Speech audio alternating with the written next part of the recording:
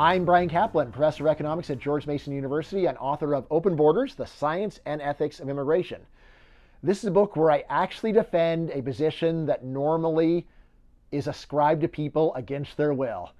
Normally, if you don't like someone's views on immigration, you say, hey, you favor open borders. Almost nobody really favors open borders, which is just a world where anyone can take a job anywhere. I actually do. This is the book where I defend the open borders position. How would you even start defending a position this crazy? How would you even start defending a position this crazy? Well, I'm an economics professor, so here's where I start. Why do people want to move to other countries? The main reason is obviously that they want to make more money. There's other reasons, but this is definitely the dominant motive. People move to Saudi Arabia, not because it's a free country, but because they get a lot more money when they work in Saudi Arabia than in their home countries. Same for the United States, same for other rich countries. Right now, why do they make more money in these countries? The answer is clear. Their productivity has to be higher. You can accomplish a lot more in the United States than you can in Mexico.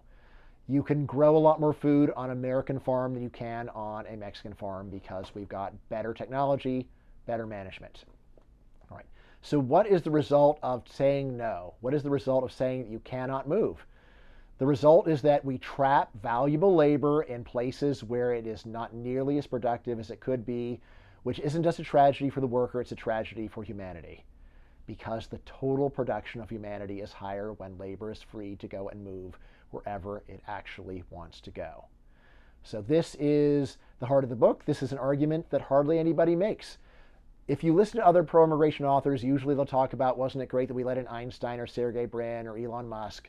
Sure, that's great, but that's a very tiny share of all the people that want to migrate. I'm talking about letting in janitors and farmers and all other kinds of workers. Right? And why?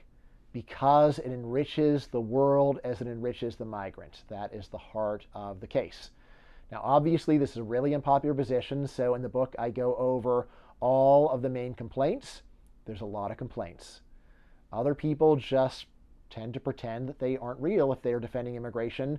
I believe in directly confronting criticism.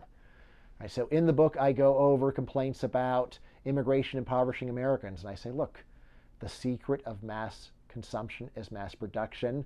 When you raise the productivity of humanity, you are enriching the world.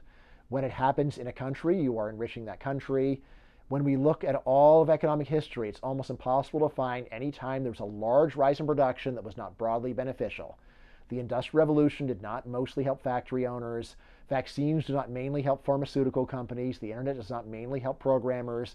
The gains are widely dispersed because when you have a flood of new production, supply and demand means that it gets enjoyed by almost everybody.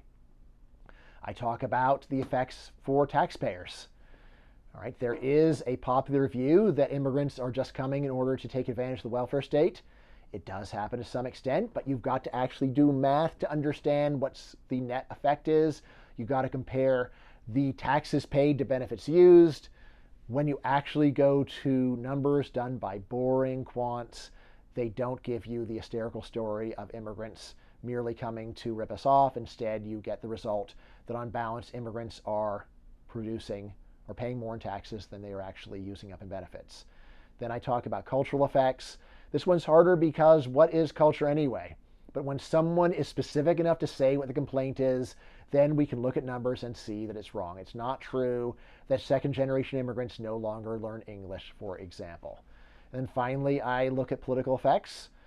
These are the most complicated. I think this is the best argument against my position. But still, when we go to actual numbers, I say that they are just nowhere close to being bad enough to justify keeping people out in any large numbers. Last thing that I talk about in the book is, look, even if you think that I am wrong about a specific complaint and that it's more serious than I say, it makes a lot more sense to use what I call keyhole solutions, where you try to narrowly tailor your specific remedy to the specific problem instead of just doing the broad brush, kick them out and keep them out. So for example, if you really are concerned that immigrants are using up too much in taxpayer services, how about you go and limit their eligibility for benefits instead of saying they can't come?